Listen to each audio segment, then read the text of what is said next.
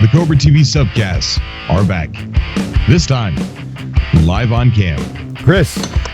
Hey, Cobra. How you doing, buddy? Man, if I was doing better, I'd be finding in frog here and split 4 ways. That's awesome, dude. The Cobra TV subcasts, the show on YouTube where you get a voice.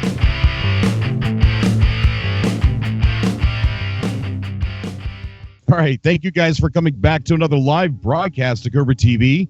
And today we're on cam. Uh-oh. Some of that might not be a good thing for you, but it's about time. I don't know why it took me so long, but we got new equipment, so we're able to do a lot more.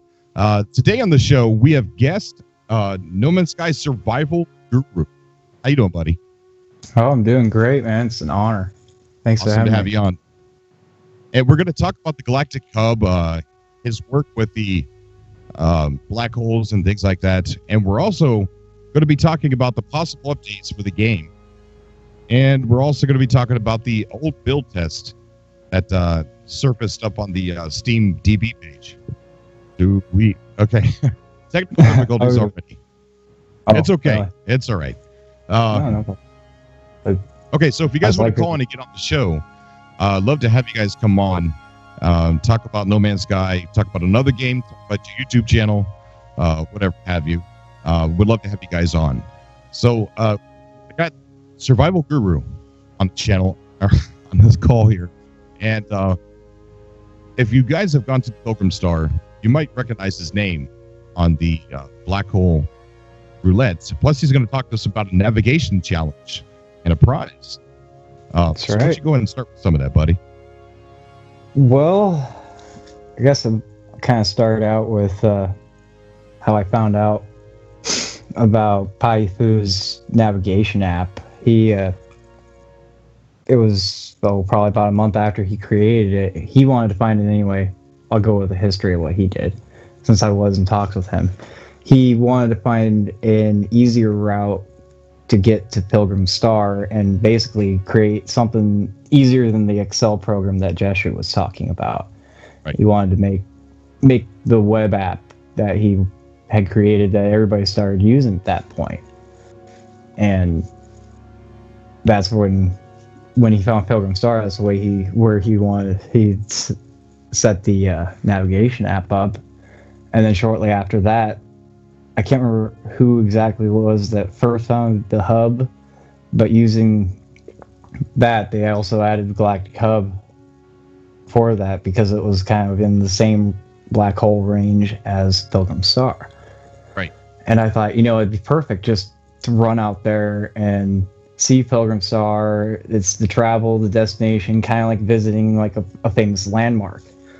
And I figured do it in survival and get around, walk around the planet. It'd be perfectly, completely awesome to do it in survival mode. Yeah. So, what was it? But when I got to that planet, I figured out it was a different planet than what Steambot had actually walked around, but it was the same name, same location. Right, because with the Foundation update, a lot of things changed with the game. Almost like a new... Yeah, the planets, they threw more hostile planets at survival players, and basically what had happened was planet experienced global warming and turned into a water planet with hostile sentinels. How you doing, Cyrus? So I couldn't believe it when I first saw that planet like that way. I looked, oh geez, I thought about just completely giving up on the idea of going around it. But you did, and you did with no HUD. Oh yeah, yes. Back then, before Pathfinder, it was called photo mode, and I had pioneered the whole, hey, you can play this way. It's just harder. You have to listen more. Yeah. And I started experimenting with it by navigating looking at the clouds, because the clouds move in one direction. And so I thought, well, I wonder if I could find my ship in a brand new survival game doing it. And so I tested it out and actually did find it with no HUD, surprisingly. Wow. At 7 minutes away. But the completely around the planet kind of made me wonder. I actually had to do research, spend 2 hours in creative mode placing beacons around a planet researching whether it was actually possible, because I thought if I hit the halfway point, maybe the clouds will switch directions and I'll never be able to I'll be going the wrong way.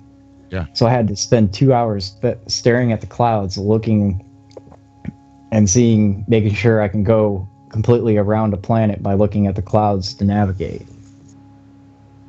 That's amazing.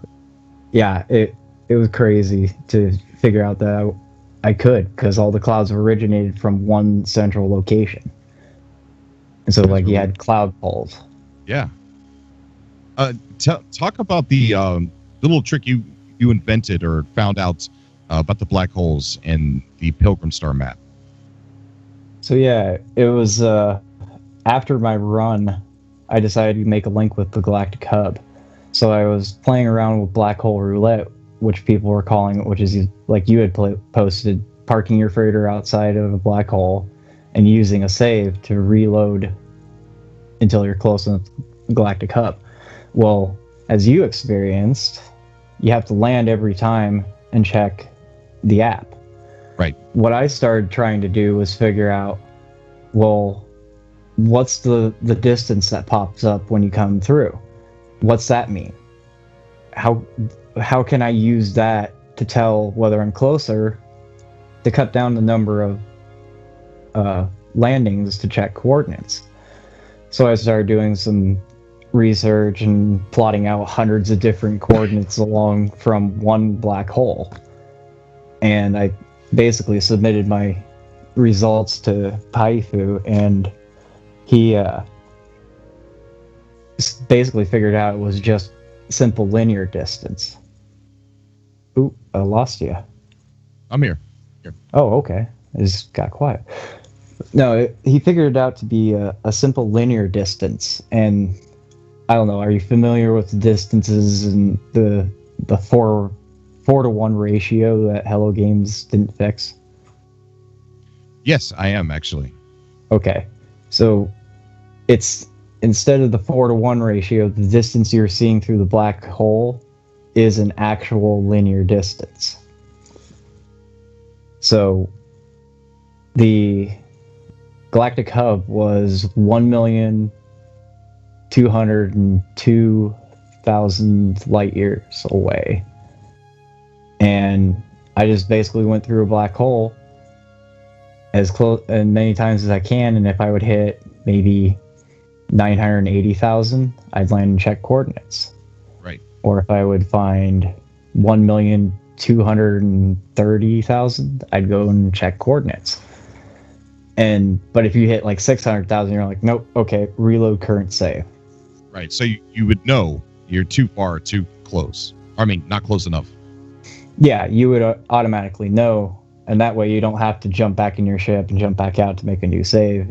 It really cuts down some time, because for this upcoming navigation challenge, I actually tried doing that again from Pilgrim Star, and my target was 800,000. I achieved my target distance at about 20 jumps away in half an hour. You know what? Maybe I will try that a little bit more and see if I can get a little bit closer, because I'm about 130 jumps away. I guess it's not that bad. Yeah. No, I mean, a lot of guys, they feel like taking about 100 jumps is kind of like a nice long journey. But if you really want to get somewhere really quickly, I mean, start out about 40 jumps, try and get close enough about 20 jumps away. Matt's 36. Yes, I do remember you. Thank you for coming out to the show. And Yasuku Kuran. Sorry. It's me. Come on. It's understandable. I get a free get out of jail card, free card because of me and names. Diggs, how you doing, buddy? Diggs is here now. Okay. I'm getting sidetracked. Okay. So that sounds like an easy way to navigate instead of having to land and check your coordinates, and it's quicker. And you could get different positions using the black holes a lot faster. Yeah. Yeah, so it's good. Unless you're somebody who wants to stop and smell the roses, see what the planet looks like, and I don't know. But if you're in a hurry, definitely definitely very smart thinking there. Oh, I forgot to actually mention the calculation for it. To figure out what your distance you need, it would be basically what I've been doing is take the number of jumps you have to your destination times whatever your max hyperdrive speed is, however far you can go in one jump. Okay. If you take it times that will give you your actual distance to your destination, basically to the hub, and then you would need to see similar results after you go through a black hole. I see. So very smart. Yeah.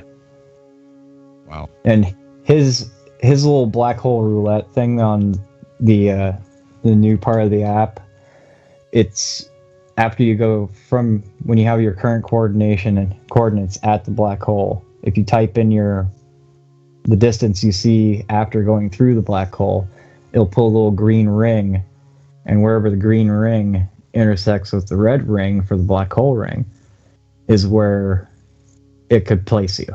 You have a 50-50 shot of being on either end of the green ring. I see. Very smart. Very smart indeed. And yes. I hope that helps a lot of people out there. You are also doing a it challenge, a navigation challenge. Why don't you tell us about that? Oh, hang on. Let me pull the app up. I actually have to kind of read into this. But yes, I've actually placed a spot along what I call the galactic ring, which is the black hole ring that separates Pilgrim Star and the galactic hub. And I am willing to give away $50 to somebody who finds it. Ooh, and I'll have and actually my number one fan and best friend Niblet from the Amino community is willing to give away 40 pounds or euros to European or UK winner. Since I bought a card and realized that yes, we have two possible winners. One two US possible winners for the same challenge or two different challenges? For the same challenge. Oh. Somebody would have to say US or UK when they send it. I'll send you a link to the... Yeah, definitely. Yeah, I've got a link for it, and you'll have to look at the post. And by 3 pictures, you should be able to tell it. Most people, when they navigate to, you always see people go, hey, check out my coordinates. Oh, okay. Well, you also need to know the system name and region they're in order to find it in Galactic Map. Because it's not like you can put input coordinates and they give you a waypoint. It doesn't. So we have to actually look, and you should be able to find a spot by just looking at the system name and what region it's in. And that's part of the challenge. Okay. Well, you hear that, guys? So we're going to go ahead. Okay, so you sent me the link, right? I'm going to send the link when I get things working on my phone right. Okay. And then I'll put the link in the chat there. Well, I have to actually... I had the post disabled because that way nobody else would see it except for now that I've announced it. Alright, now I'll get back to our chat page. Or I'll just send it over the Skype. Would that work? Yeah, that'll be perfect. Alright. There we are. That should work.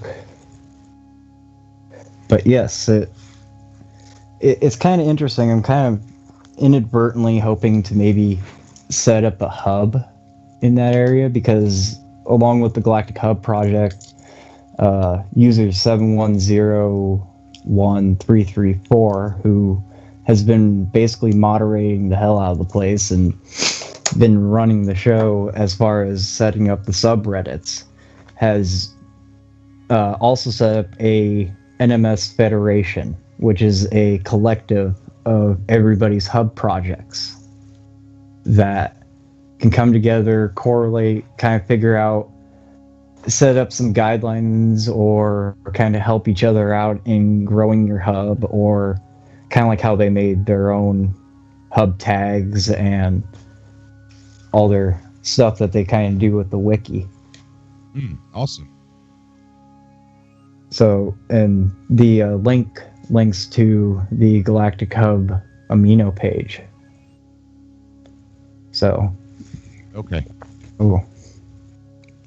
Yeah, we're getting Iceman. We're getting ready to take callers here in a minute. We're going to be talking about the updates, possible updates, through what data miners are finding. One thing that we've noticed is that when you look at some of the things that the data miners have found in the past, and you look at what the updates have become, there's a correlation there. A lot of those updates are linked to some of the things that data miners have found, such as the building things that we found before and the exocraft vehicles that we found. That was almost a given. I mean, that came true. So it's things that they're finding now that seem really interesting. And I haven't seen anything about that. yeah, it's cool. Wait till you hear some of this stuff.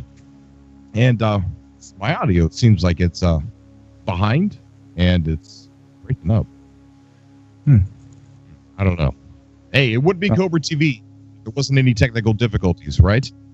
I always think it's like a 30-second delay between what's actually happening on the feed. Yeah, kind of is. All right, so we're going to go ahead and take some callers. Let's see.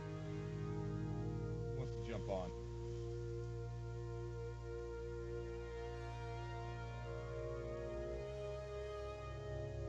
All right, we're going to add Chris on the call here. Iceman. Let's hope this goes well. Fingers crossed.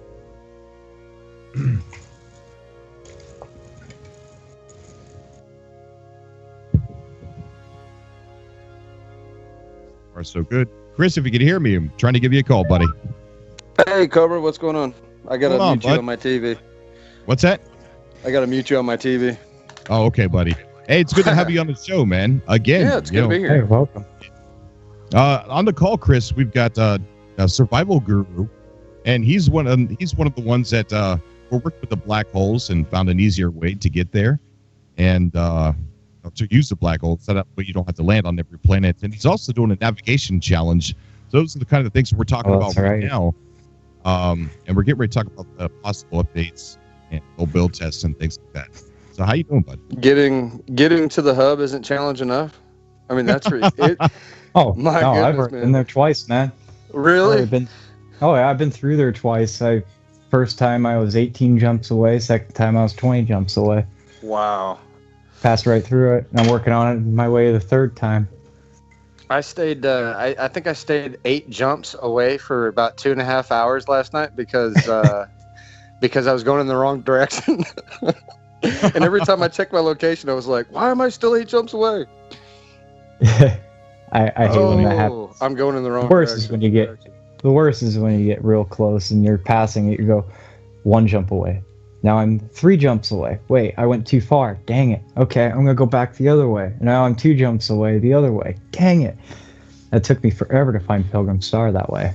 Oh, I bet. Yeah, I found the Galactic Hub last night, and I ran out of warp cells. So I'm sitting here within viewing distance of the Galactic Hub. I'm looking at the system, and I can't get there. And I just had to shut the live stream down because I'm out of warp cells. So unless anybody just wants to see me go around crafting warp cells, which I'm sure they would if they wanted to, but I had to go to bed. It was like 12 o'clock at night. Yeah, I thought about live streaming an entire farming of a barren planet with my exocraft. Just be like, hey, here, watch this. Yeah, exactly. So tonight, I'm gonna have to catch up with you guys. Oh boy, I'm pretty far behind. Yeah, I saw that on your really? Facebook page. I was like, man, Cobra needs to get his butt in gear, man. Yes, I do. But so we're talking about what the data miners have found. Yeah, let's go ahead and get into some of that while we're on here. Yeah. I got one question. I saw a post on Facebook that's been floating around, and supposedly Hello Games had tweeted out some sort of news report. Is that true or false? All right, we'll get into this one. This is going to be funny. Yeah, let's go ahead and talk about that first, actually. All right. I watched this whole thing unfold. It's hilarious.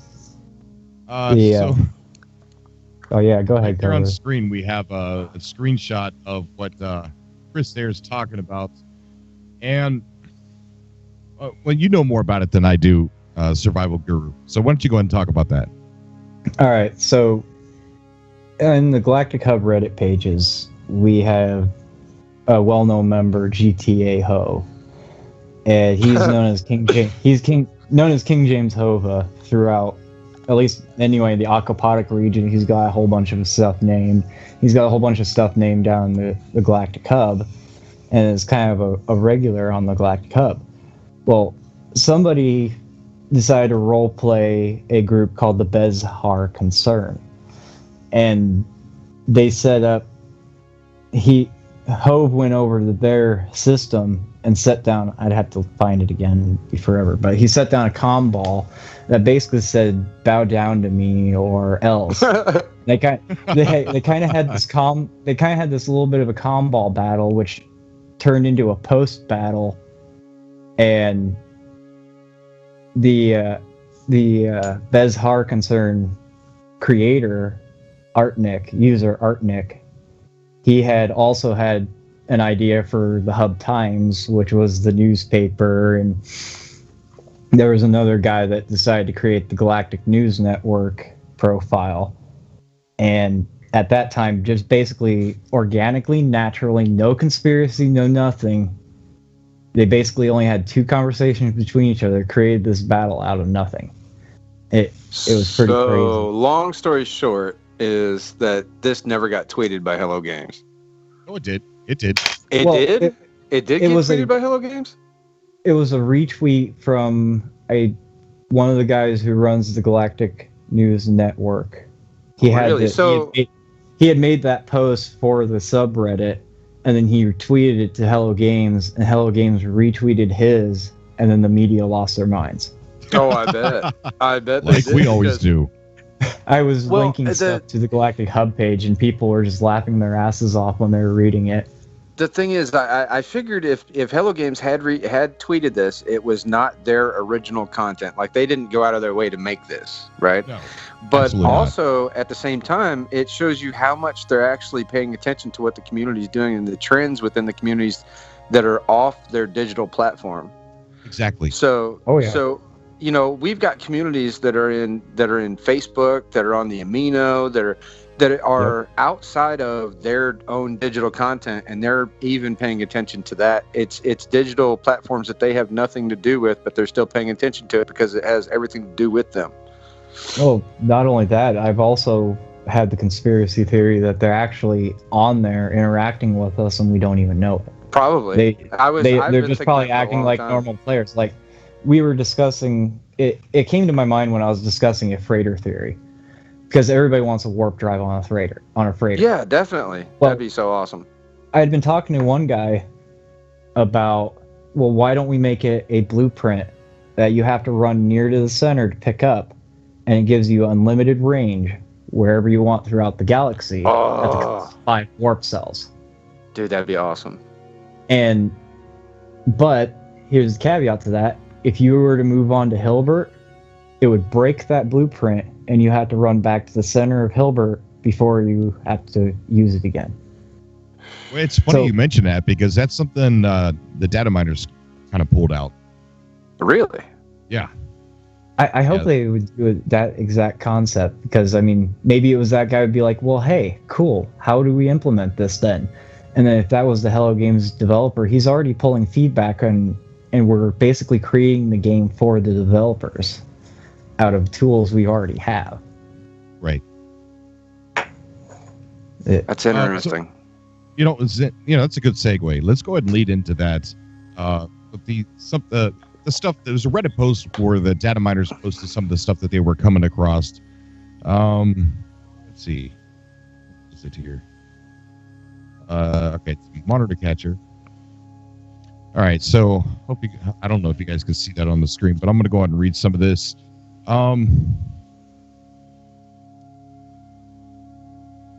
Hell, the game's sleeper agent. I'm just reading the comments on Twitch.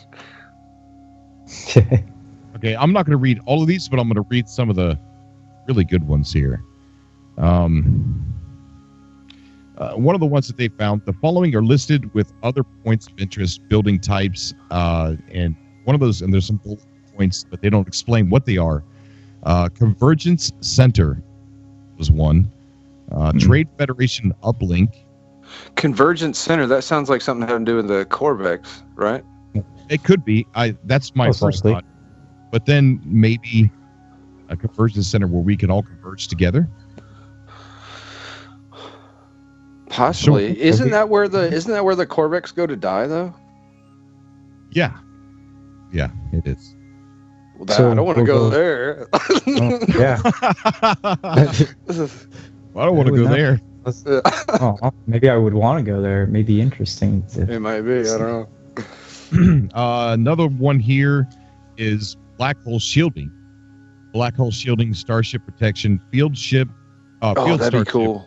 Is shielded from the gravitational intensity endured when passing through a black hole.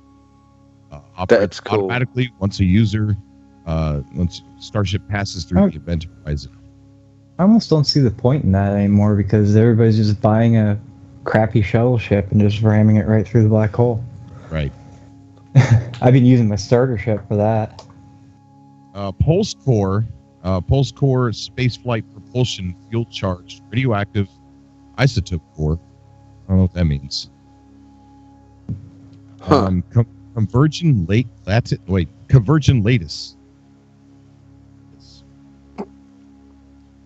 Sounds like let's see here. Material. Convergent lattice. Lattice, yeah. Lattice. Kind of like maybe like a fencing type stuff, like a lattice fence. Building material. Creature hologram, a decorative holographic representation of wildlife captured in user's discovery. I did hear about that. Somebody on, I think it was PC, had accidentally found that as a blueprint that was traded at space stations. Or it was, yeah, he said it was in a Corvax area, and I was kind of reading through it on Reddit, and I thought, oh, wow. But I found out he was on PC, so with me being PS4, I don't really care about PC because they got all kinds of stuff. Right, yeah, they got all kinds of stuff that, yeah, I mean, man, I wish we had some of it. Oh, yeah. I'd do anything to get rid of all that haze in the star systems. Right, yeah. Give me, man. Cyrus wants me to do a shout out about his YouTube channel, The Venture Unknown. And I tell you what, this guy edits some really good videos. He does a lot of mods, a lot of the Dark City mod, and a couple things. He sent me a clip, and we're going to be working together here. He's going to show me some mods since I play on the PS4, and we're going to do a couple videos talking about those mods. So big shout out to you, buddy. Awesome. I want to move on to some more of this race obstacle. Race obstacle provides extra challenge for exocraft vehicles. Race force amplifier.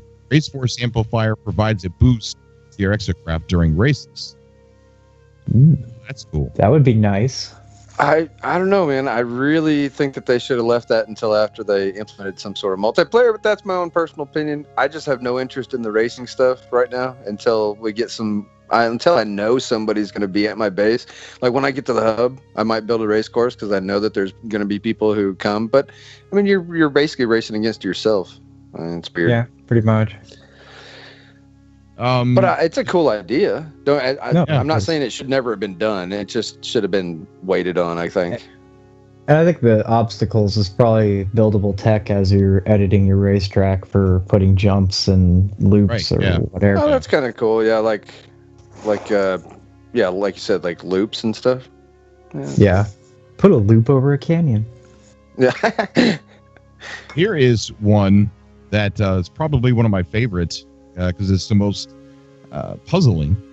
Exocraft anti-air defense upgrade, Sigma. Anti-air defense. Why would you even need that, though? Exactly.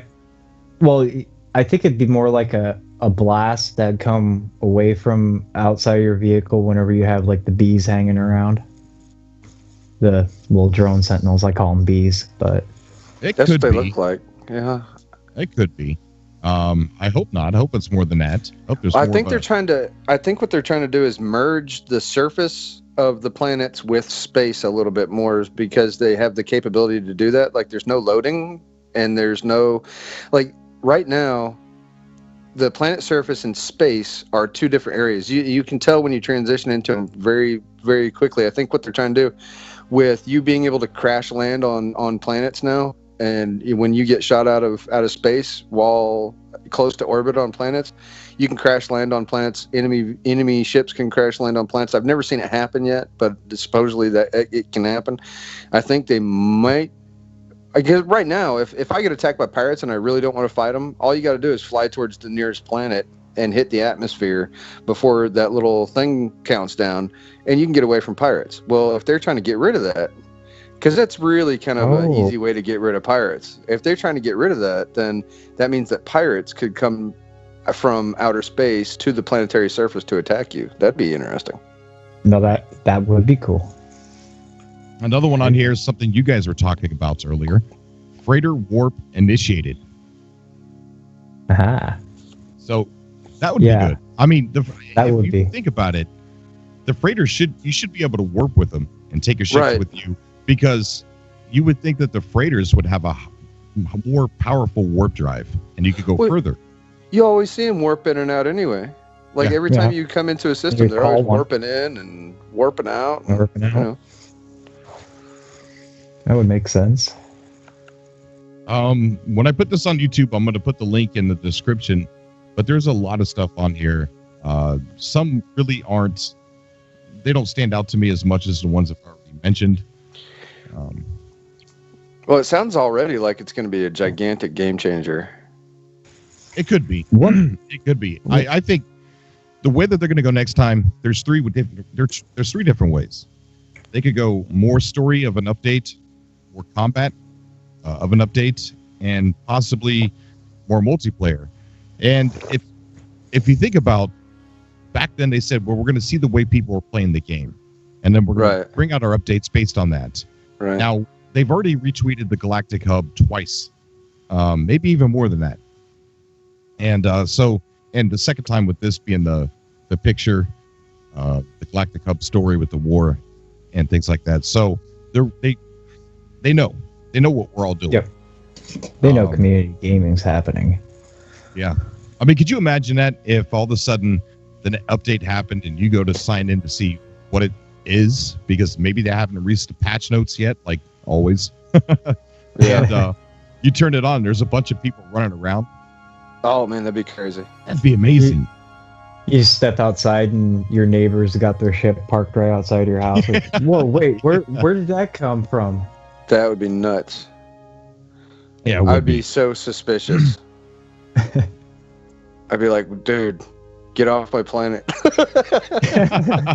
Well, in normal mode on Dunebo Mode Me, that after they finally fixed the discoveries the first time, I came home and I looked at Dunebo Mode Me. I'm like, wait, there's another base here. So I ended up flying over to check out my neighbor's base, which then that caused a whole host of problems because other people couldn't see my base, or some people I could heard see about part that. of my base, and some people could see the whole base. Yeah. And even something I had changed an hour before. So, yeah, who knows what is up with all the base sharing issues, but hopefully they get that one resolved too. Right. Yeah. Right. So it sounds like, we're going to have a really good update when this thing comes out. And I hope so. I really do. Me personally, there was also something there. I didn't cover it. Something about a fourth race. It's coming up again. I mean, we did a video about the fourth race like months ago, a long time ago. And I think that there's more. There's sounds for the fourth race now. The files that they found. So there's that, and then there's the anti-air defense with the exocraft, which I'm really hoping there's more of a combat You know, like maybe the pirates follow you down to the planet. Even if you get out, they can chase you still. That'd be cool. Yeah. You know, maybe that was part of the old build test. They didn't really. They didn't mean for the pirates to be pirates. They meant the pirates to be the fourth race. Right. Survival Guru, you were just a champion for segues, because that's what we're going to talk about next. Is the old build test. Well, something that you saw in the old screenshots of the game was that giant freighter crash landed on a planet. I think that's something that they've always wanted to have, is this permeable membrane of the atmosphere of the planet that could be passed through by the game. You know, it's not supposed to be, well, you're on the surface, you're in space. It's supposed to be all one organic thing. Right. Yeah. Kind of bummed me out when they fixed that on Pathfinder, where you used to be able to crash your freighter after Foundation. Yeah. That was a lot of fun. All right, so we're going to see if we can add Morgan to the call here. You guys go and keep going. What I do want to talk about is the this old build test. Yeah, you're talking about the new test that they're doing on an old build. Yeah, it'd be like it was even before the release. Yeah, it has a previous build number. The build number predates the ones we have seen so far. Yeah, it's like from 2014, right? Oh, I don't know about that. Is that true? Oh no, Is it not? Last I heard, I heard it was like it was even it might have been even before they did the pre-release patch. It was before that one, right? Because they did the patch that expanded the galaxy out during, I guess, the pre-release playings, and this one was even before that one, like sometime in August. I think they were saying it was like August 9th was what they were working on. So it has to be an element that they didn't have time to fit into the game, and they probably wanted to make sure that the bases and the freighters, or whatever they had fixed between the other two updates, to work with this. I know that the major thing that they changed, and here's why I think this is, I think they're working on portals. And I know this is going to sound, you're just trying to hype things up. Oh, he brought up portals again. Yeah. Look, and here's why. It's because the only thing that they really changed between that build and the update build was they fixed a warp cell thing that caused the game to crash, where if you use too many warp cells at a time, or if you went too far, it caused your game to crash on the loading screen while warping. And they also fixed being able to get to the centers fast. They made the galaxy 4 times larger. That's why the numbers don't work out correctly whenever you're warping from point A to point B in the galactic map, because they stretched. How you doing, buddy? Thank you for coming on the show, man. Morgan? Yeah, sorry about that. I had it on mute. I didn't want to bother you guys as I was moving around. How you doing, buddy? Hey, pretty good. I'm a long-time listener, never really participated, but it's good to get on here and actually talk to you guys. Well, I'm lucky to have you on, dude. Hey, Morgan. Yeah. Hey, how you doing? All right. Morgan, we've got Survival Guru and Chris on the call here, who was actually AKA Iceman 3rd AD.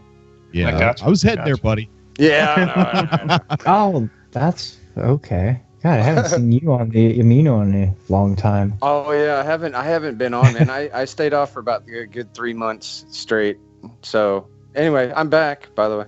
Yeah, cool, great. Welcome back. I've had a lot of things going on. Oh, I bet we all do. Yeah. What brings you on the show, Morgan? Oh no, I just want to share my kind of love for the game. I mean, I think, obviously people have been frustrated with it in the past and what have you, but I've actually enjoyed myself just chilling out and playing the game. I have a heavy scientific background, so I really enjoy the game as far as creativity and its potential, because it's really only limited by its coding. And these guys are going to start coming up with new ideas on how to use the code that they created, which doesn't have very many boundaries until they start hitting graphic card issues and things like that. But right. I just like the game the way it is and how it's developing. Oh, I definitely. I do too. Oh yeah. Chris. Everybody said Minecraft. So Yes, sir. I was gonna say everybody's always said the Minecraft analogy because they always started out small, give a few updates here and there, and I mean, look at them now. They're huge. I know it. It's crazy. Because they were very limited at the beginning, but now they're such an expansion. So, yeah. What's up, Cobra? I'm sorry to cut you off earlier when I was introducing Morgan to the call. You're fine. Portals. Oh, I was saying that the one thing that they changed that would have made portals not work if they worked in a previous build, but they don't work now. There's only a couple of things that could have changed that would make the portals ineffective that they would need to go back and fix the code on, right? Which would be the galactic map expansion, because the portals use the grid system of the coordinates, right? If I was going to make a portal that went from one portal to another portal, I need to use the coordinates of either portal. But if you've got a network of portals that are 4 times off what they're supposed to be, and this is just all speculation, it's all guesswork on my part, but that's one of the things that I know in a previous build the portals had to have worked at some point because they showed them working. I mean, with some editing and things like that, but the loading the same. Right, they don't even look the same. And well, of course, the plutonium doesn't look the same. True. There's a lot of things that don't look the same as in previous builds, but the portals, the way that they would work, in my mind, I would think them stretching out the galaxy to make it harder to get to the center would break how the portals worked, I would think. If that makes sense. And so maybe they're trying to iron that out. It could be.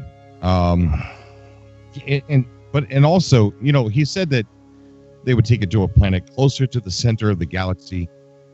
And who knows? Maybe they decided against the portals because Terminus was going to do what the portals were going to do. Possibly, but why leave it in there? Why don't just take the portals completely out? It's a monument. Think of it as a dead monument of something that used to work. A monument to an old build of the game. Yeah. Yeah. Well, people have always been wondering about why are they so secretive, and I've always kind of equated this. Think of it like the Big Bang Theory. We had this whole universe just thrown at us, and we're using what we can and little bits and pieces of information to piece together how the game works, how the communities can come together, figure out new things about the game. And like you said, with the scientific background you have, people are doing actual scientific studies of things in the game. And It's like how we're actually figuring out how our universe works. We're trying to figure out how the universe of No Man's Sky works. Right. And that's why they remain secretive. It's like, here, we'll give you this, you figure it out. And it's just amazes me how they do this. Yeah, I have all the confidence in the world that whatever the next, just judging by the last 2 updates, whatever this next update is going to be, it's going to be good. Whatever it's going to be, man, it's going to blow us away, because the last two already, No Man's Sky was the most by hours played, aggregate of hours played altogether, was the most played game of 2016, and that was at its base version. So take that and then add on what they're adding now. 2017 is going to be a gigantic year for No Man's Sky. Huge. Oh yeah, Definitely. I agree. I'm already noticing it within, like, after Pathfinder, the social media communities just took an uptick of new people. Oh yeah, definitely. The Amino community has been picking up people left and right, and we kind of had to explain to all the new people, hey, here's how we do things again. And it's kind of fun doing that, and then seeing what's going on with the Galactic Hub, and especially after you had talked about it, Cobra, I had seen a whole uptick of people going, hey, I'm going to the Galactic Hub now. Right. And it's really cool to see, and with the new meta game, we've been figuring out new ways of implementing our own version of multiplayer, which I actually had thought of a way of doing a live multiplayer event by getting people together at the same time and trying to scan as many creatures as you can on a planet or a star system, and That's seeing cool. who can get the most creatures in a single star system or a single planet. And what was it? 710 on Reddit was like, hey, but what about overlapping issues? I said, well, think of it as a game randomizer. Because people get it randomly. Yeah, it's true. So you'll have a random winner. Cyrus, how you doing, buddy? Thank you for coming on Cobra TV. Cyrus? Silence. Don't worry. Happens to me a lot, too. Oh, it's always silence on live stream. All right, but Cyrus. Ooh, I heard some static. Wasn't me. It was Cyrus. I think it was Cyrus. Hey, you remember that time, one subcast, I think it was a couple subcasts ago, where somebody, I forgot who it was, but somebody had their phone on mute the whole time, and they're sitting there talking for like 45 minutes, and he thought we were ignoring him. Yeah, Dude, that was so funny. that was our good friend Seakite. Yeah, that was hilarious. Oh, man. So I got to ask the question: have any of you guys looted somebody else's base yet? I have not. I haven't even seen anybody else's base. I've been using my friend Boyd's base for Candonesium and for glass, but apparently he told me he updated it to a ruins style base, and I haven't seen it updated yet, so I'm hoping it doesn't update quite yet because I need more Candonesium for my landing pad. I have one more landing pad away from completely doing the same base in the exact same location in 2 modes. It's really crazy to look at. Before the dual base problem was discovered, I had totally planned on getting on a base with 3 or 4 people, or getting on in the same system with 3 or 4 people, and exploiting the base farming, as a way to make, $100-200 million or units, galactic units of currency. Actually, one destination point in the hub. Oh, what? Sean, how you doing, buddy? Thank you for coming on the show.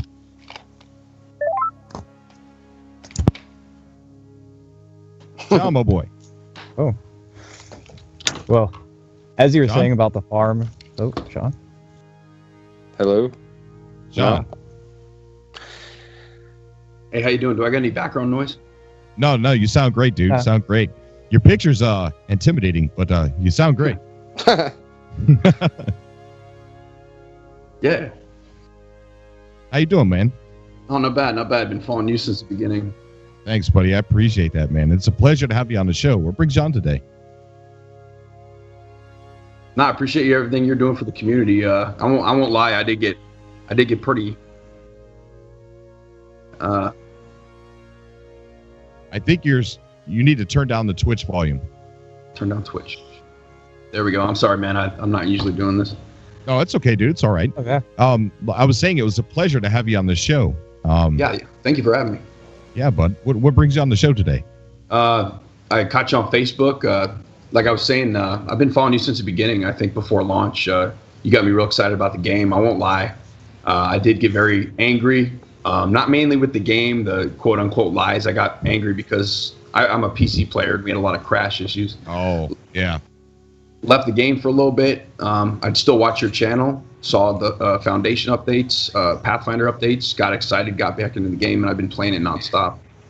Yeah, they've turned it around pretty well. I mean, the launch for the PC was just horrific. I mean, I almost bought a PlayStation for it. My wife talked me out of that. She said you can wait the 3 extra weeks for the PC version. Yeah. And I mean, it's unprofessional to have such a bad release on PC or in anything really. With the game not functioning properly. But if you wait, it's going to get fixed. Oh, definitely.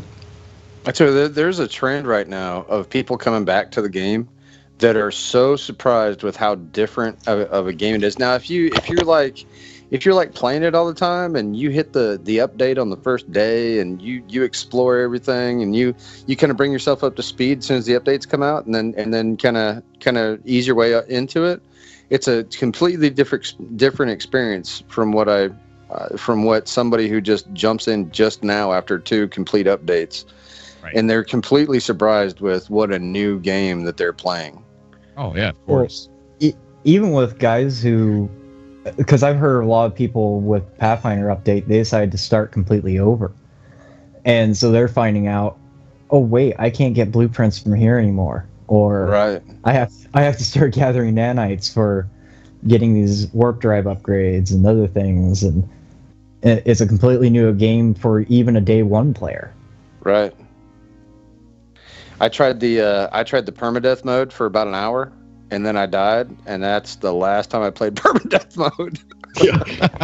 Is it harder than the survival? Oh, it's yes, ridiculous. It's ridiculous. I didn't get probably 100 yards from my starting point. I was just foraging around until I starved, and finally I made a Hail Mary attempt to get away, and it killed me. So I was almost done repairing my ship, and I fell down a hole and died my first attempt. My second attempt, I haven't died my second attempt yet, but I decided to do a full no HUD permadeath game, and I was able to find my ship. That was 6 minutes away. That's no HUD. Insane. Cyrus, do we have Cyrus on the call yet? No, I've been able to find my ship twice with no HUD. That's insanity. Yeah, I've got that on my YouTube twice. Wow. I couldn't believe it. What is your YouTube channel? What's the name of? Just NMS Survival Guru. I gotta type that in. NMS Survival Guru. Okay. Yep. Sean, do you upload to YouTube? Yes, but I don't have interesting channels like you do. I basically turn it on, run OBS. Sometimes I'll drink and make stupid comments, but that sounds like an interesting channel to me. Yeah. Don't worry, dude. I've got farming simulator videos on my channel. It's horrible. What is the name of your channel, Sean? I'd have to link it, actually. Let me see. Okay. I was talking to somebody the other day, and I told them I had a YouTube channel, and they're like, "Oh, really? What do you make YouTube channels about?" I was like, "Well, I just kind of fly around space making jokes, really." And he's like, "Oh, kind of like Mystery Science Theater 3000." I was like, "Exactly like that. Yep, that's it. You got it." Yeah, that's funny. That's funny. I used to watch that show a long time ago. Oh, I just started getting back watching it again. As a matter of fact, I tried to kind of up the humor value of my bases. My last base was called Trump Towers, right? Oh so if anybody flew up to my base, they'd see it named Trump Tower, and it was like this big, foreboding black structure that had gold trim all over it. Anyway, so now we can name our ships and our exo vehicles and our bases and everything. So I took the liberty of going hog wild with the comical nature of what I could name things. Like my base is named Little China, and my Colossus exo rover is named Big Trouble. So I literally have Big Trouble parked in Little China. Nice. Big Trouble in Little China. Yeah, and then I've got my hauler ship is named Pork Chop Express. Was it the Roamer craft? Josiah, hi, how you doing, buddy? Demand rules. Thank you so much. I'm sorry, but go ahead. I apologize. Oh, yeah, no problem. The Roamer craft kind of looks like the old Halo Warthog. Right. And so I decided to name mine Chip-a-Thingy, because if anybody's a good old red-blue fan, red Red versus Blue. Okay. Where Sarge is talking about the new thing. Well, I think it looks like a puma. You made that up. It's like, now he goes, hey Griff, what's that big lizard thing in Mexico that eats goats? That'd be chupacabra, sir. Hey, how about chip the thing? I like it. It's got a ring to it. And so that's why I named my rover. I named my roamer Matt Damon. Matt Damon. Matt Damon, like off The Martian. You know how he's always living out of that rover? Oh, okay. Yeah, there you go. That's So nice. He's got the Matt colors Damon. down. White and orange. Yeah, exactly. So every time I walk up to my rover now, Ooh. Huh? What? Hello? What's that? Hello? Who do we got here? Can you guys hear me? Yes. Yeah, we hear. This is Cyrus. Cutting in and out. Hey, Cyrus. Cyrus, how you doing, bud? Hey. Yeah. Is that right? doing, Yeah, man? sorry, I was having some trouble So with my Cyrus mic here. is Venture Unknown. He's Oh, the one okay. with, he's the guy with the mods, and he's going to be providing the footage that we're going to be talking about on the Cobra TV. How you doing, man? So, yeah, I'm good, man. I've been following you for quite some time, pre-release and everything. It got me so hyped looking at your videos, getting ready for the game, Don't you miss it? I miss. I mean, when the game came out, the it's mystery, right? It's the history. There's so much history. There's even death in this. A lot of people have been have left us, and there's been corruption. There's been people going to jail for running people over that have been part of. Yeah, crazy, man. it's a long story. Maybe I'll do a podcast on all of it later. But yeah, sure, man. Yeah, it's been crazy, man. So talk a little bit about what you're doing. Definitely. All right, so I've been a long-time fan of NMS, and when I got the game, I got a bit into coding, and it like the reshade. I don't know if you guys saw the Mojo reshade. That was mine. So I don't know if any of you do any kind of modding. I'm on PlayStation, so PS. Yeah, I'm on console PC, peasants. yeah. All right, hey, I'm not part none of that talk. I'm not part of the console or the PC master race yet. All right. Yeah, all I've right. dabbled in a lot of mods, but I like playing the game in normal mode until I really get to see everything. But every now and then I'll For sure. go to my unsaved and just go screw around and see what everything big looks like or something like that. So Yeah. Yeah, I don't like heavy mod. It's funny because a lot of people, they watch mods and they instantly want their hands on it. But to be honest, I love my vanilla experience. It's more polished experience. Because people don't necessarily realize that even though mods are fun, they're not optimized and for longevity of gameplay. Like even low flight mod, after a while bumping into the ground, it kind of breaks a certain feel that you have. Right. Yeah. Have you guys noticed a lot more hitting things in your ship when you're flying around than before? Yeah, definitely. The first time I loaded up the new one, I totally smacked into the side of a hill, and I was like, "What just happened? Yeah, exactly. Did I just hit the side of a hill?" And I haven't done it again, but it surprised the junk out of me, man. I was like, "What just happened? It's not supposed to happen." Oh, it's happened to me a lot. I mean, I'll hit a tree, or I'll hit something. Flying over a hill, you bump a tree. Yep. Yeah, I think it was speed part of that didn't last update. Yeah. Yeah, speed didn't change, but I think they let you get lower to the ground now. Yeah, it's a little bit lower. It wasn't too noticeable to me. Yeah. Yeah. There's I think the main reason why Hello Games took this out is, of course, there's things to do with LOD, right? And everything. Yeah, LOD's a mess.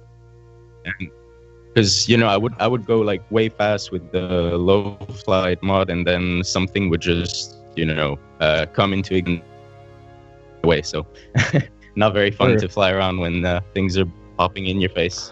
I have that same problem with my home. My home world is full of creatures, dense, thickly packed with creatures, and so whenever I hop in Matt Damon and drive him around my planet, I'm always constantly running over creatures.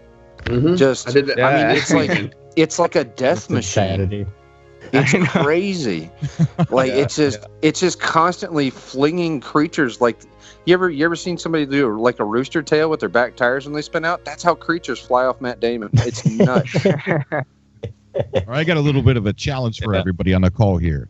What is the best moment that you guys can remember in No Man's Sky? No matter what update. Oh, good question. I think because I'm more into the scenery and the animal behavior stuff and whatnot, but I think it was this planet, and I cannot remember the name. I renamed it, but I basically used the Latin word for Technicolor, because that's what it reminded me of. The whole planet was just a plethora of colors everywhere, and it blew me away because it was like nothing I've ever seen in the game up until that point. And I haven't uploaded it to the YouTube that I put together yet, but it was just I think that when I saw that and just the whole scenery and everything and how beautiful it was, I just couldn't believe that this thing got spit out by just some code. And out of all the little bland places that I saw, this Technicolor, this multicolor planet with just everything you can pop, even the animals. I mean, that was the weird thing, is even the fauna were kind of mimicking the environment with all these multicolors on their skin and plates and things like that. It was just incredible. Yeah, that's awesome.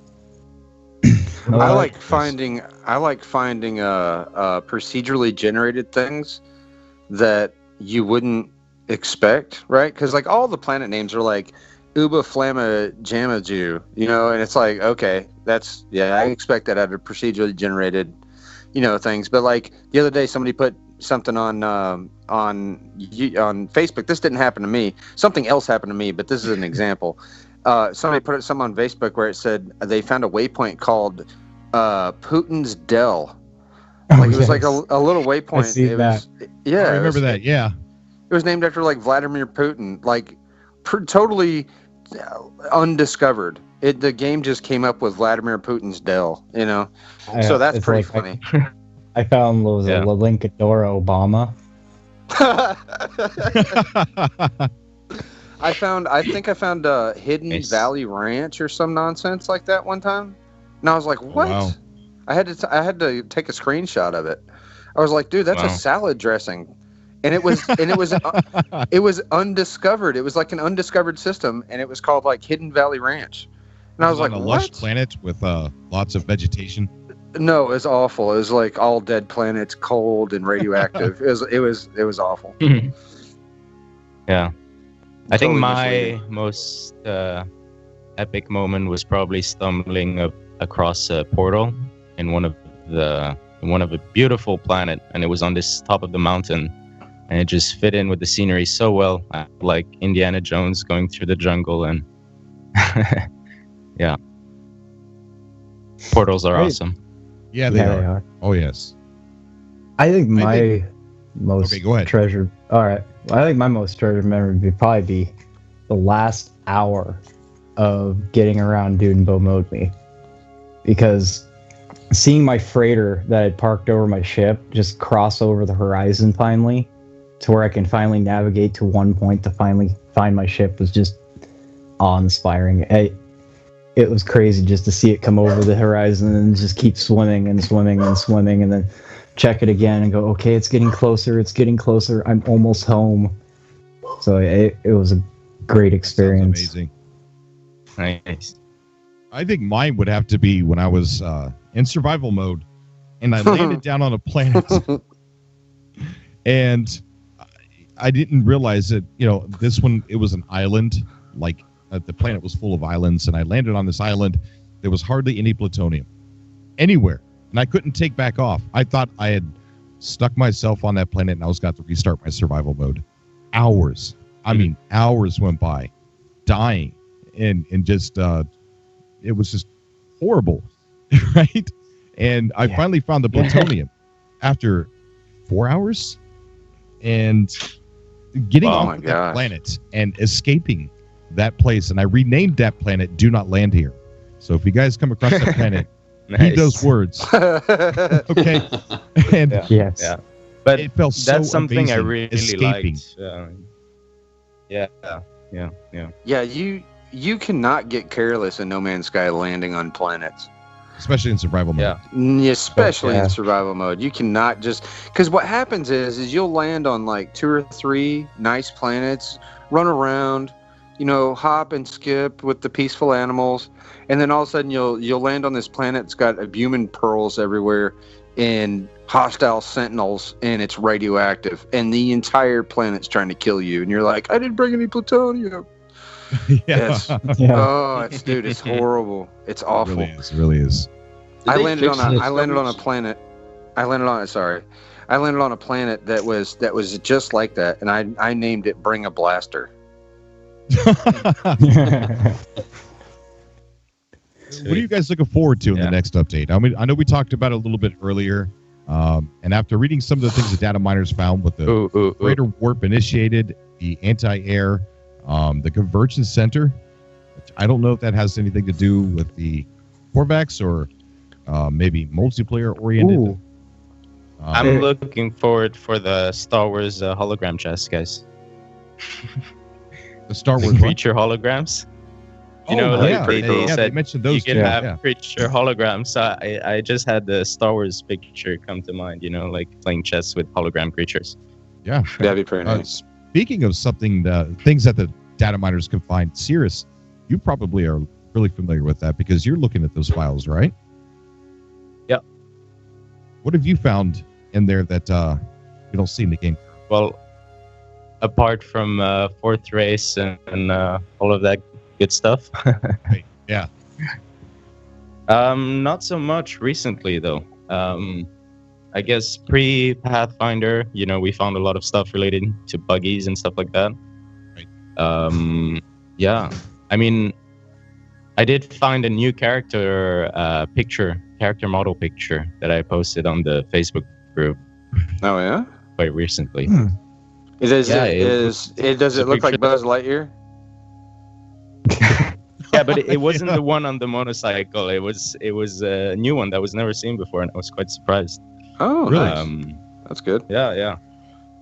But apart from did you guys? Yeah, I think that's pretty old already. But there was a hint at like asteroids being able to mine asteroids and the whole. Oh yeah, with the blaze javelin. That was definitely an original. Yeah. So you can For the actually mine multi-tool. things. Sorry, I need to make that clear. Sorry, it was for the multi-tool, not the ship. So people were like, "Why would you need to blow up an asteroid with your multi-tool, right?" Right. So possible asteroid landings. Who knows? That'd be It'd be interesting. That was cool an to come intended across. feature too. Have you guys realized if you Yeah. go near an asteroid and then go out in photo mode, how big those things really are? Oh, they're huge. They're Yeah. massive. Oh yeah. Gosh, they don't look like that when you're in your ship at all. No. That's why I want third person. We need third person flying. Yeah, we do. Yeah. We really do. Oh, yeah. They've set the path for it because we now have the outside view of the ship. Originally, if you were inside your ship didn't exist in the game. It Right. was just your HUD, but now we have the ship. Yeah. That's true. Yeah. Well, What would be actually, really cool is to it's go sort in. of I'm sorry, go an instance. Go ahead, buddy. Sorry. Yeah. No. Went into your galaxy map, right? You could see your ship for just a brief second. So I think that they're just basically loading in the model when you need it, and then when you're in your Oh, that makes sense. Yeah, for rendering issues and stuff. it doesn't technically exist, right? That's interesting. But yeah. too. Anyways, Yeah, that's a good point. Here's something that I want to see, and if Sean Murray is listening or anybody at Hello Games is listening, please, if not this update, one of the next updates, please fix the economy. because if I'm a multimillionaire in units, I know that a galaxy is a big place, but if I'm a multimillionaire and I come up onto a space station, I should be able to buy more than 50 plutonium at a time. Oh yes. I've got a freighter sitting outside of a space station. Load me up. If I want 40,000 thallium and I got the money to pay for it, and I'm next to this huge space station that's big for no reason, please just load me up with anything I can buy, you know. And I understand why they want it the way it is because to keep the game difficulty where it's supposed to be, and they don't want people becoming some sort of trade empire, you know, got more money than I know what to do with. But sometimes I need 10,000 thallium because I need to get across the galaxy with warp cells, you know, and I'd rather just buy it than spend a week farming warp cells. Yeah, that's true. A week. Yeah, good point on that.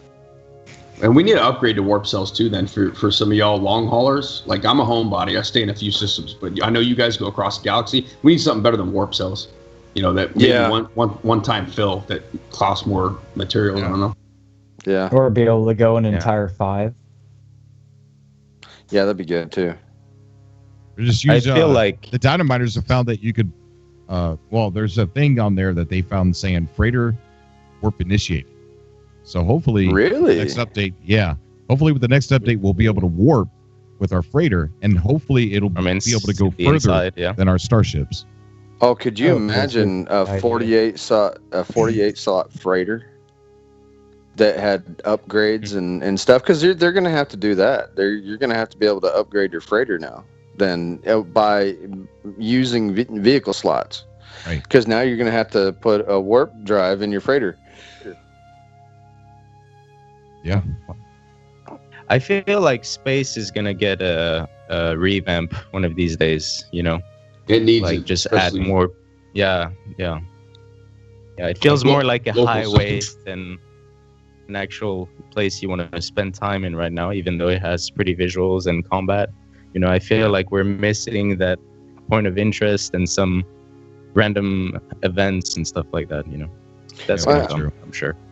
I tell you, my trip from where I was at in the galaxy to the galactic hub, I had to make about 250 warp cells, and I did it in about 3 different trips. What I'd do is I'd get as far as I could with the warp cells I had, then go back. I'd use the terminus, go back to my home base, and then create a bunch more warp cells, and then refuel it. I'd use my freighter as my refueling point, and then get as far as I could again. Yeah. And on my way there, on the journey there, I saw so many places that I just wanted to stop at.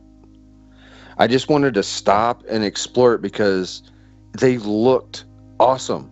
You know, it was just like, I can't stop here because I've got a goal. I've got to get from point A to point B, and I don't have time to stop. But I wish I did, because I would have, you know, and there's those times. I'm much more of a stop and smell the planets type of guy. But when you get the journey, you know, it's the journey. That's what makes the game. But you know, when you're trying to get from point A to point B, you don't really have time, and I wish I did. But yeah. All right, we're probably going to be wrapping up the show here pretty soon. Anybody have anything you wanted to say before we do? Yeah. A little bit about that navigation challenge too. It kind of reminded me with the PC guys. Sorry, it's only for PlayStation players, because you PC guys have ways of modding your way to unlimited travel distance. So I figured I'd put that out there. It's a $50 PSN card and a $40 Euro card for UK or European people. And I sent you, Cobra, the link, and I've already got it on the Amino apps, on Reddit, and on Facebook. So my challenge is live, people. Right. And we're going to good luck, y'all, on that challenge too. We're going to put that in the YouTube video when we put this on YouTube as well, so reach more people. Yep. Awesome. And my major news too. Yeah. I had one little thing I wanted to ask you guys, actually. Sure. Did you notice anything different with the clouds ever since, post Foundation, post Pathfinder? Because, before, on the first day of release, right? I mean, release day, Sean mentioned something like the new cloud rendering. And it always got me curious, because they haven't said a word about that since. There was a bit, because I had to look at the clouds in order to navigate around the planet. So when I had looking at it before Pathfinder, and the only difference I noticed after Pathfinder was maybe that the clouds were, you could see past them a little bit better. You could see the atmosphere through them in certain spots a little bit better. But as far as that, they looked about the same as far as texture. Yeah, it's a 2D skybox like the original release, and it's still low res too. Yeah. Is it just me, or does it seem like the distance from atmosphere to planets actually increased? I found it varied, actually. On moons, it's very good. But on planets, I'm still looking at that old 2015 demo, E3 demo. And when he just flies towards the planet, you can clearly see all the islands, the continents, And I wondered what happened to that, But I think it's the console port, because they're still limited, even though PlayStation 4 is very powerful. I think they're still limited, and I want to hope that they're working on a level of detail of some sort to where PlayStation 4 can use it, your lowest, and PC uses it, because we need something. Yeah, agreed. I think that's one. Yeah, like on the PC, I noticed, like you were saying, after the last update, varied distances in the atmosphere. But one really small detail that I noticed was lighting effect, streaming light. So like if you have the sunlight like peering through like a structure or something, you'll actually see sunbeams. Definitely. It was really neat. Crepuscular rays, things. The first time I saw that, it blew me away. Yeah. And there was this really weird one, and I have a video of it, and I'll get it up soon, where it was, you guys ever see those formations that kind of look like upright donuts sometimes, or just weird shapes? Yeah, definitely. Yeah, so this weird sun is like a red, kind of atmosphere, but everything did look normal around it, but the shadow of the object that the sun was hitting, so the shadow was casted, turned all the colors off except for red in the shadow. And it was really neat, because when the animals walked into the shadow, they just turned red. That's crazy. That's cool. Cool. That's pretty neat. I'd like to see a picture of that. Yeah, I got a video of it. I'll get it uploaded. Cool. Send me a link to that too. Will do. I'd like to take a look at that. All right, we're getting ready to end this. I would like everybody to be able to have the chance to talk about their YouTube channel, or tell everybody about the YouTube channel, so that when this goes to YouTube, people can come check you out, and send me the links. Anybody that was a guest on this show, make sure you send the links to. I would wait until everybody that is done talking on Skype, so that way it doesn't get buried. Once everyone's done talking on Skype later on tonight or tomorrow, just send those YouTube links. So if you want to shout out your channel right now, I would love for you guys to do that. Awesome. Well, I'm Iceman Third ID on YouTube. I do No Man's Sky stuff. And can I give a shout out to a guy named Tim on my Facebook? Tim Napier, if you're listening, keep your head up, buddy. Oh, Tim, I got to give you a shout out, bud. Me and him were having a conversation the other night as well. And, my Facebook's always there. My Skype, if you want to call me. Just hang in there, buddy. Chin up. I'm sorry. Go ahead. So next, anybody else got a YouTube channel? Well, I've got mine as NMS Survival Guru. I've been doing mostly survival videos. I have a how to get to Pilgrim Star video, how to get to Amino Prime video, and my entire Shadow of a Pilgrim series that I've live broadcast, plus a cool music halfway montage that I've done for my complete trek around Dude and Bo Mode Me. And yeah, I'm going to be doing a little bit more of live broadcasting sometime and some more edited video. Awesome. Very good. Look forward to that. As soon as you send me a link, I'll make sure I'm subscribed to everybody. Anybody else? Yeah. Well, oops, sorry. Go ahead, guys. Go ahead. I was gonna say I got one. It's I just called it Vidiot because that's what my dad called me when I was a kid. Not to say that I'm taking away from the Australian game show called Vidiot from like the 90s. I don't know if anybody remembers that. But it's Vidiot. There's a few channels with the same name, but it's Vidiot with an Atari controller in the middle with an upside down cowboy guy stick in the banner. So, but I'll give you the links, Cobra, and you can share it if you wish. Okay, I definitely do. Cool. All right, who's next? Well, So, I don't have a lot of. you're doing? Oh, my bad. Go ahead. No, go ahead, man. All right, I'll try to be quick. I don't have interesting content, we'll say. I basically downloaded OBVS. I used it for Warcraft during certain events. I do have stuff for No Man's Sky when it originally released. I have stuff for Star Wars Galaxy. Awesome. I'm not interested like a lot of y'all's channels are, so I got to find a theme before I really get into it. But I do want to get into it. Watching like Foxglow, watching Cobra really got me interested in streaming. I just need to find a good common theme. Maybe have chit chat with my wife or somebody, besides just be playing. That'd be great. My play style is really boring, I think, to a lot of people because I like to just stay in one place and just do random stuff, But I'll come up with something. Yeah. Awesome. I look forward to it. Look forward to you sending the link too. All right, who was next? Yeah, I can just say a brief thing before I go. Sure, go ahead. That's all right. Yeah. Okay, so I just started a channel for like creating some sequences with a modded game when the game released, and I didn't get so much into it after a while because I was a bit busy, but I am getting back into it now.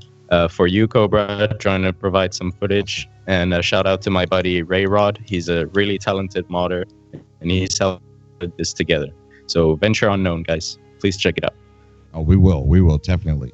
Yep, definitely. All right, is that everybody? Cool. Yeah. Okay. Awesome. I just want to thank you guys. I haven't done this for a long time, and I thank everybody who came on tonight, got on the show, and it's been awesome having you guys chatting with you. Yeah, thank you very much. It's been an honor for me. Thanks to you. Yeah, thank you. Thanks for having me, man. Hey, no problem. Keep Anytime, rocking, guys. Cobra. If I'm streaming, hopefully I'm going to start doing this every Friday, but earlier, and on YouTube. This is perfect time. My kids just went to bed. So really? I like this. Yeah, I was in to bed before we did this. I'm in Thailand over here, so it's morning for me. Quite good. Okay, awesome. So if anybody's watching has never seen this before, either on Twitch or on YouTube, SubCast or something that I deemed it's like a podcast, and it's where subscribers can call in, talk about anything really. I mean, it doesn't even have to be about No Man's Sky, but we're heavily focused around No Man's Sky, so it seems like it's always that. But you could bring up other games, talk about your YouTube channel. Yeah, go Farming Simulator. Yeah. All right, guys. Sorry. I was going to ask a question, but no, go ahead. Go ahead. I was going to say, what's Martin Requiem doing? I don't know. Last time I talked to him, he was going a little bit crazy. He was calling himself a zoologist. And okay. I was trying to get him to do something. I'm like, hey, let's go to the hub, man. Me and you go to the hub. Let's go. And he goes, I can't. I'm cataloging these animals. I can't stop. I got to get 100% on every planet that I land on. Dedication. I'm a zoologist. Oh, my gosh. Really? He'd fit in well with the scientific community there. Yeah. So he's got space dementia, is what you're saying? Yeah, he's good. He's going crazy. He's going a little crazy. Wow. Okay. All right. Well, he can go over to the hub and document it all on Wiki. Martin is awesome. Yeah, Martin's funny. Yeah, he's the best. He's the best. All right, guys, we're going to go ahead and end it here. I hope everybody, my cats, leave me alone now. Oh, man. Sorry about that. I hope everybody stays safe. Oh, it wouldn't be a YouTube video without cats. Right? Yeah, it's got to be. Yes. There's a cat video. Yeah. This is going to go viral now. Yeah. Everybody stay safe, stay out of trouble. Enjoy playing whatever game you are playing. And remember, go on over to Cobra TV Facebook group and just put your videos in there. Broadcast yourself over. Cool, man. All right, it's been Thank fun. you so much, Cobra. Hey, thank you guys. Really. Thanks, Cobra. Yeah. Yep, thank you. And take care. Thanks again. Make sure you send me the links tomorrow when chatting's calmed down. You got it. Yep. You got it, Alright. Cobra. Will Hey, I do. just want you to know, Cobra, I wouldn't be nearly obsessed about this game if it wasn't for you. That's a good thing. Agreed. Exactly. Agreed. You know, For I got sure. blamed a lot for a lot of the disappointments. No, not at all. I took a beating and it hurts. It was therapy sessions Yeah. hearing you. No, seriously, man. It was great. All right, man. All right. It's good to hear. All right, guys. Stay awesome. And if you want to come back on the show next week, I'd love to have you. Awesome. All right, man. Take care, guys. All right. Take Good night, care. guys. Bye. All right, peace. Good night. Good night. All right, so that does it for the show today, guys. Please tune in next Friday. Hopefully it's going to be Friday. I don't know. And get on the show. Come on and talk about your YouTube channel. Talk about No Man's Sky, whatever you want. I'd like to hear from you. Just remember the Cobra TV SubCasts are the show where I try my hardest to give you the voice. And as always, love you guys. Until next time.